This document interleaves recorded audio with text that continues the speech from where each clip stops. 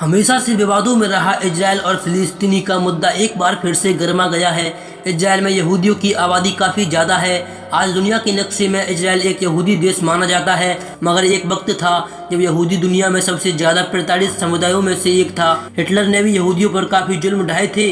अपने ऊपर दुनिया भर में हो रहे अत्याचारों से तंग आकर बहुत सारे यहूदियों ने अपने लिए एक अलग देश की मांग रखी थी। इसके लिए यहूदियों ने उस समय के फिलिस्तीन में शरण लेनी शुरू की। जिस समय यहूदी फिलिस्तीन में शरण ले रहे थे उस वक्त वहाँ फिलिस्तीन क्राउन का शासन था। उस दौरान फिलिस्तीन में यहूदियों के लिए एक अलग देश की मांग बढ़ गई। उस समय के स्थानीय लोग इस बात से नाखुश थे कि उनकी जमीन पर यहूदियों के लिए एक अलग देश क्यों बनाया जाए। अरब और यहूदियों का विवाद अंग्रेजों के हाथ से निकलकर यूएनओ के पास चला गया। दोनों के बीच के विवाद का यह हल निकला कि वेलफेयर डिक्लेरेशन के तहत इजराइल देश को बनाने की अनुमति दे दी गई। 14 मई 1948 को इजराइल विश्व के नक्शे पर अस्तित्व में आ गया, जहां 48% भूभाग फिलिस्तीन को दे दिया गया और 44% भाग नए बने इजराइल के हिस्से में आया, जबकि 8% यरूशलेम का हिस्सा यूएनओ ने अपने कंट्रोल में रखा। मगर यरूशलेम को लेकर लोगों ने विवाद छेड़ दिया। अब लोगों का कहना है कि यरूशलेम पर उनका अधिकार होना चाहिए, क्योंकि इस्लाम के 3 पवित्र स्थानों में से एक अलग सा मस्जिद वहीं पर स्थित है। जब 6 अरब देशों ने हमला कर दिया था इजराइल पर, अरब देशों के लोग एक नए देश इजराइल के बनने से नाखुश थे।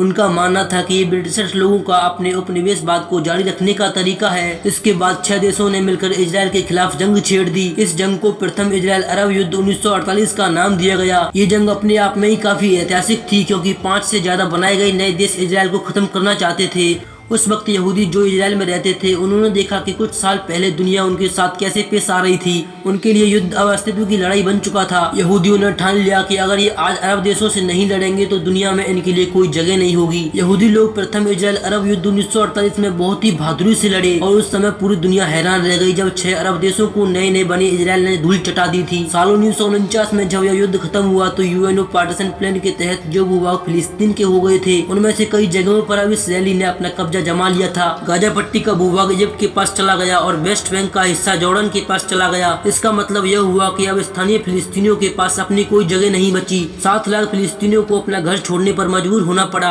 और रिफ्यूजी बनकर अरब देशों में शरण लेनी पड़ी। इस पलायन को 1948 का फिलिस्तीनी पलायन कहा जाता है। साल 1967 में एक बार फिर इजराइल और अरब देशों के बीच 6 दिन की जंग छिड़ी। इसे द्वितीय इजराइल अरब युद्ध कहा गया। इस बार इजराइल का आक्रमण इतना तेज था कि इसने इजिप्ट के कब्जे वाली गाजा पट्टी के साथ साथ प्रायद्वीप के बड़े बड़े भूभागों पर भी कब्जा कर लिया था। दोस्तों, आज के लिए बस इतना ही। मिलते हैं अपनी अगली वीडियो में।